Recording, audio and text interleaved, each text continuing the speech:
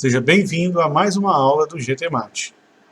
Neste vídeo, iniciaremos uma série de aulas sobre noções de cálculo para o ensino médio. Por se tratar do ensino de cálculo para estudantes da educação básica, não teremos aqui, naturalmente, o mesmo rigor ou o mesmo nível de formalismo que é dado no ensino de cálculo para estudantes de cursos de graduação. Aqui, a ênfase está na compreensão intuitiva dos resultados, justificando os resultados encontrados, muitas vezes utilizando argumentos geométricos ou através de manipulações algébricas. E o início da nossa trajetória começa por um dos conceitos fundamentais no desenvolvimento do cálculo, que é a ideia de limite. E para compreendermos esse conceito, vamos tomar inicialmente um quadrado de lado igual a 1, ou seja, um quadrado cuja área, em unidade de área correspondente, é também igual a 1. A partir deste quadrado, vamos criar uma sequência de etapas, no qual em cada uma delas, vamos colorir ou achurar metade da superfície do quadrado que ainda não tenha sido achurada. Assim, tomando inicialmente o quadrado sem nenhum colorido, a primeira etapa consiste em achurar exatamente metade da sua superfície. Ou seja, a área achurada é igual a meio.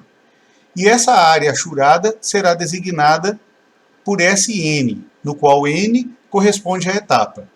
Então, nessa primeira etapa, a área colorida é igual a S1, dada como sendo meio. Quando passarmos para a etapa 2, a área S2 é a área colorida até a etapa 2, ou seja, será igual a meio, que já foi achurada, mais a próxima região que será achurada. Observando que ainda tem metade da área do quadrado sem colorir, vamos dividir essa área ao meio e achuramos metade dessa superfície. Então, até a etapa 2, temos uma área total achurada correspondente a meio mais um quarto. Na terceira etapa desse processo, vamos colorir metade da superfície que ainda não tenha sido achurada, e o valor correspondente a S3 é a soma de todas as áreas achuradas até então. Ou seja, é igual a meio, mais um quarto, e agora mais um oitavo, que foi a última região achurada. E assim por diante. Então podemos dividir a próxima região ao meio, e achurando metade dessa superfície, temos S4 igual a meio, mais um quarto, mais um oitavo, mais um 16avos. E poderíamos continuar esse processo indefinidamente, porque cada vez que dividimos a área que ainda não foi achurada ao meio, sempre restará alguma região que não tenha sido colorida ou achurada. E assim podemos continuar efetuando as subdivisões e colorindo ou achurando metade da superfície que não tenha sido achurada. Então isso significa dizer que as etapas podem continuar indefinidamente, de tal forma que o resultado para Sn é uma soma com n parcelas, cujo número de parcelas será tão grande quanto se queira.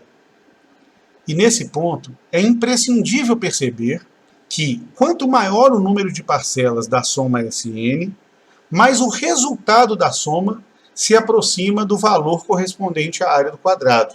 Lembrando que a área do quadrado é igual a 1, então esse valor de Sn cada vez mais se aproximará de 1, sem que, no entanto, nunca chegue exatamente nesse resultado. Por maior que seja o número de parcelas dessa soma, a soma nunca será igual a 1. Mas sempre se aproximará cada vez mais desse resultado.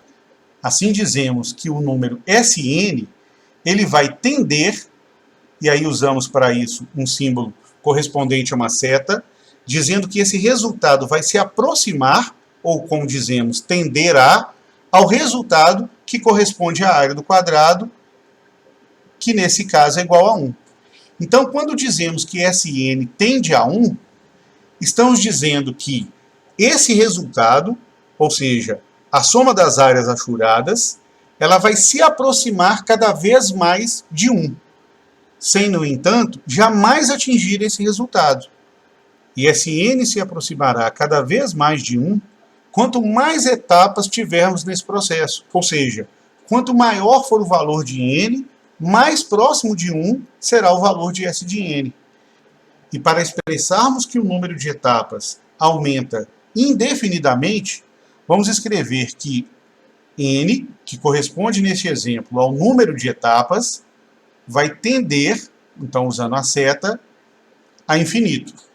Então, quando escrevemos que n tende ao infinito, estamos dizendo que n cresce ilimitadamente. Ou seja, quando n cresce, como consequência disso, ou como uma implicação desse fato, dizemos que Sn tende a 1, que é a área do quadrado. E assim, podemos escrever, usando a linguagem específica de limites, que 1 é o valor limite para Sn, ou escrevendo o limite abreviado de Sn como sendo igual a 1. Ou seja, 1 não é o valor igual a Sn, mas é igual ao valor limite para Sn. E 1 é o valor limite quando n tende a infinito.